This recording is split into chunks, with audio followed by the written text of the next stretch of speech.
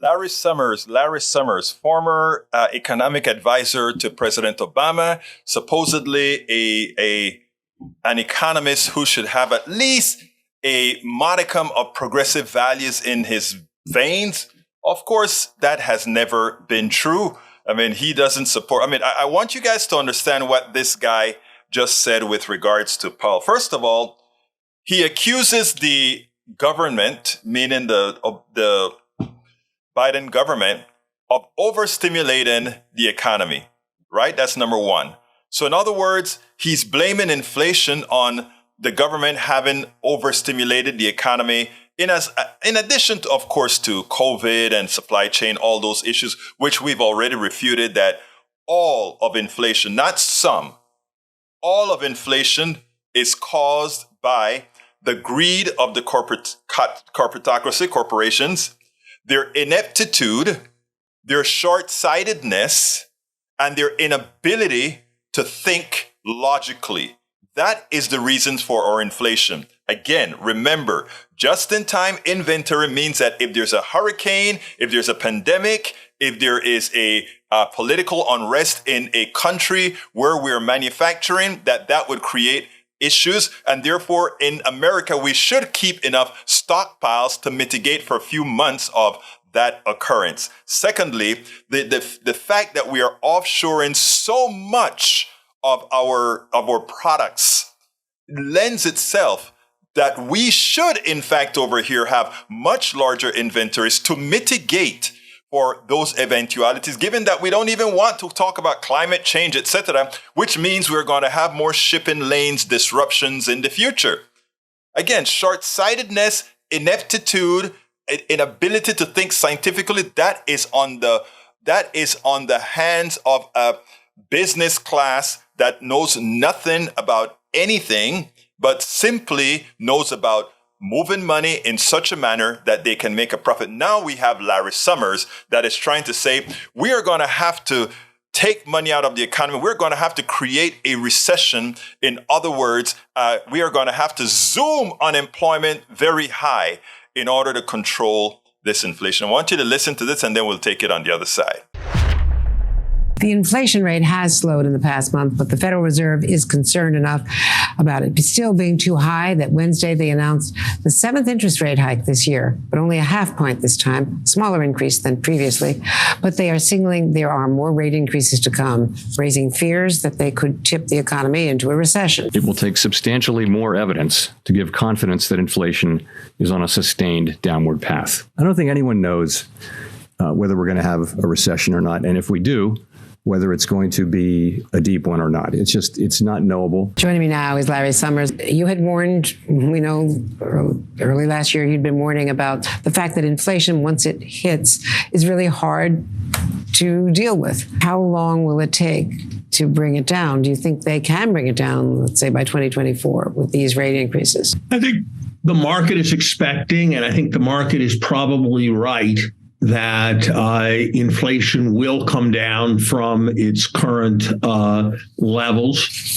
There's still a question whether it will stay down and how much we have to do to make sure that it stays down is, I think, still a question. And whether it can be brought down to stay down without a recession is a very large question. My guess is that the Fed will, in the end, have to suffer through a recession if we're going to bring inflation down. Perhaps that was inevitable. Probably that was inevitable, given all the stimulus that was provided to the economy in 2021, given that the Fed was late, and very importantly, given all the supply shocks that the economy suffered. But whereas I thought the Fed was very much in the wrong place a year ago, way behind the curve in terms of responding to inflation. I think in very difficult circumstances, they're in the range of having done the right things and pointing towards doing the right things. I think the chairman was right in the film clip he showed that no one can know what's going to happen going forward. My guess is that we'll have a recession, that it will not be an especially mild recession, but there's no reason to think it's going to be anything like what happened after COVID or what happened after the financial crisis or what happened when Paul Volcker had to slay inflation after a much longer period of high inflation at the end of the 1970s. Perhaps the unemployment rate will get in the range of 6%. The Fed is predicting a 4.6% unemployment rate at the end of next year. That's 1.6 million potential jobs lost. Do you think that range is realistic? I think that it is really quite unlikely that we will successfully contain inflation with unemployment only reaching 4.6%.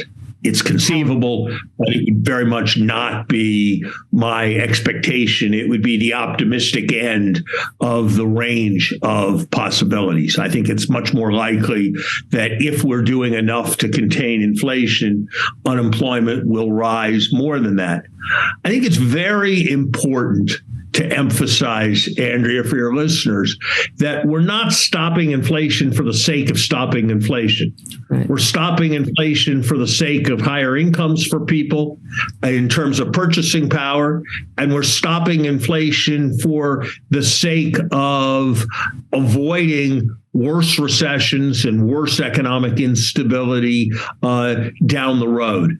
And that if we don't do what's necessary, then we're going to be looking at substantially more difficulty down the road. Now, the Fed basically has that one big hammer. It's not a very sensitive tool. Are there other ways to combat inflation other than what the Fed is doing with interest rates? Look, I think the main determinant is what the Fed does. The administration did something right and important with its aggressive use of the strategic petroleum reserves. I think measures that make it easier to produce energy are desirable in holding prices down. I would like to see tariff reductions that I believe could contribute as much as 2% to reducing inflation. I would like to see us worried a bit more about fiscal restraint, because I think we're on a path where budget deficits are going to start to rise rapidly again, and that can be problematic in terms of inflation. So I think we need to focus on both the demand side. That's where the Fed comes in. That's where the fiscal policy comes in. And also there are a variety of things that can be done on the supply side. And I think the steps that we've taken to expand infrastructure, for example, will over time have benefits. I think in the short run, there are things we could do, like the reduction in tariffs, like making it easier to cite projects more quickly, that would be helpful. The fact